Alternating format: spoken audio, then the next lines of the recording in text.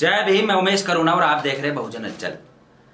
आज अमर उजाला अखबार के अंदर बाबा साहब अंबेडकर जी को जगह दी गई, यानी पूरा पेज बाबा साहब अंबेडकर जी की कुर्बानियों के लिए दिया गया, जिसके अंदर दर्शाया गया कि हिंदू धर्म के चलते बाबा साहब अंबेडकर जी ने दलित समाज की दुर्दशा का कैसे वर्णन किया और राइटर ने उसमें क्या अपनी विचारधारा को व्यक्त किया।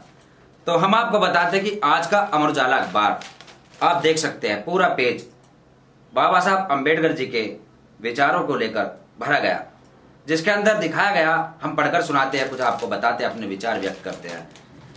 राजेंद्र सिंह बाबा साहब भीमराव अंबेडकर की जन्मस्थली महू से लौटकर, ये शीर्ष राइटर है। और यहाँ तक कि हमने जो ये पूरा लेख पढ़ा, इसके अंदर जो हमें सबसे ज़्यादा इतिहास को पढ़ते हुए हमने अनुमान लगाया कि वाकई में ही बाबा साहब अंबेडकर जी एक दूरदृष्टि थे।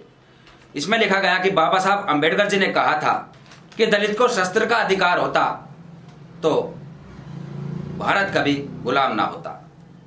यानी हम बता दें आपको कि जो हमने इतिहास में पढ़ा था कि हिंदू धर्म के चलते जो वंचित तबका था, जिसको शूद्र कहा जाता था, उसको शस्त्र के अधिकार से व शास्त्र के अधिकार से वंचित रखा गया। यानी 500 महारों ने जो 28,000 पेशवाओं को गाजर मूली की तरह काटा था।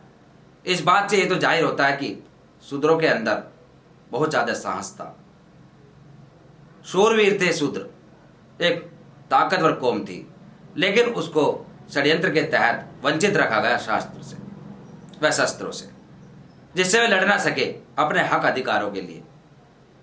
और यदि उनको शस्त्र उठाने का अधिकार दिया होता तो भारत मुगलों का गुलाम ना होता और ना ही भारत अंग्रेजों का गुलाम होता। चंद मुट्ठी मुगल आए, चंद मुट्ठी अंग्रेज आए और भारत को गुलाम कर लिया। क्योंकि जो हमने इतिहास में पढ़ा कि जो एक कौम थी, जो एक वर्ग था, विशेष वर्ग जिसको बोलते थे क्षत्रिय, राजपूत घराने, केवल उन्हीं को अधिकार था शस्त्र उठाने का और वे उसमें पराजित हुए। उनको अपनी ताकत पर घमंड था। यदि वह शूद्रों को, आज के दलित, ओबीसी, SC ST को अधिकार देते, वंचित ना रखा जाता, तो शायद भारत आज वही भारत होता, अखंड भारत होता, गुलाम ना होता। और आगे क्या लिखा इसके अंदर बताते हैं आपको कि 6 दिसंबर 1956 को परिनिर्वाण से लगभग 50 दिन पहले बाबा साहब डॉक्टर भीमराव अंबेडकर ने 14 अक्टूबर को नागपुर में विशाल समारोह करके बौद्ध धर्म स्वीकार कर लिया था। 15 अक्टूबर को दीक्षा भूमि पर संबोधन में कहा था कि मनुष्य सिर्फ रोटी के लिए जिंदा नहीं रहता, उसके पास मन है, धर्म है, जो मानव मन में आशा का संचार करता है। लेकिन हिंदू धर्म ने दलितों की सारी इच्छाओं की हत्या कर दी थी। यदि हिंदू धर्म ने दलित वर्ग को शस्त्र धारण करने की आज़ादी दी होती तो यह देश कभी गुलाम नहीं होता। मुझे मालूम है कि आपको धर्म की अपेक्षा राजनीति में अधिक रुचि व उत्साह है, लेकिन मुझे राजनीति की उपेक्षा धर्म के प्रति ज़्यादा रुचि है। अब हमें जाति की संकुचित सोच त्यागनी होगी। स्वयं, समाज और देश के विकास के लिए दूसरे समाज से घुल मिलकर सहयोग लेकर आगे बढ़ना होगा।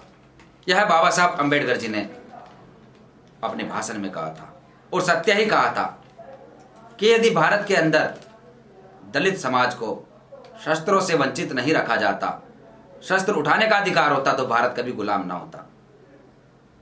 भारत आज भी गुलामी की ओर है, क्योंकि शूद्रों को अधिकारों से वंचित रखा जा रहा है, जो उस समय के शूद्र थे।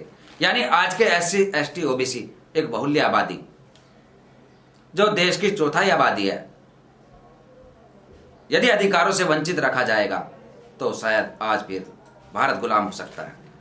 तो हम आपको बता दें, बाबा साहब अंबेडकर जी के संघर्षों की झलक है बाबा साहब अंबेडकर जी का स्मारक। यह है अमर उजाला अखबार का हेडिंग टाइटल, छात्र जीवन से कानून मंत्री और बौद्ध बनने तक का सफर। बाबा साहब डॉक्टर भीमराव अंबेडकर जी ने अछूत समाज को जगाया, खुद उनकी आवाज बने, देश के राजनीतिक ढांचे को लोकतांत्रिक स्वरूप देने में महत्वपूर्ण भूमिका निभाई। संविधान के इस महान शिल्पी के रोम रोम में राष्ट्रीयता के भाव भरे हुए थे। ब्यूरो रिपोर्ट, बहुजन हलचल। अगर आप चाहते हैं गरीब हर वंचित इंसान की आवाज आप तक पहुंचे तो हमारे चैनल को सब्सक्राइब करें और बेल आइकन का बटन दबाना ना भूलें। देखते रहिए बहुजन हलचल न्यूज।